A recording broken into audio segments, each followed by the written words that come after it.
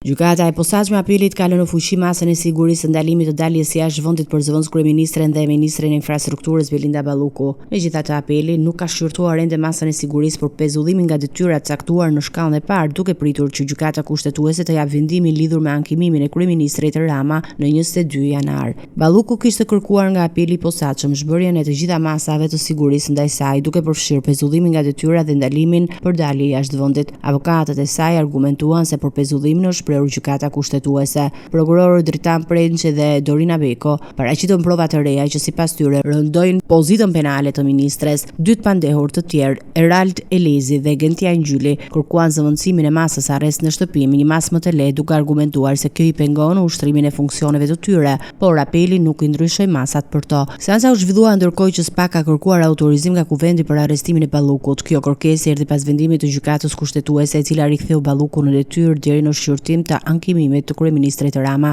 në lidhje me konfliktin e kompetencave mes GJKK-s dhe Këshillit Ministrave. Në kërkesën drejtuar parlamentit, SPA ka bërë të ditur se Balluku, edhe pas njohjes me akuzën, ka ushtruar presion ndaj një prej personave të përfshirë në çështje, i cili është vartës i saj.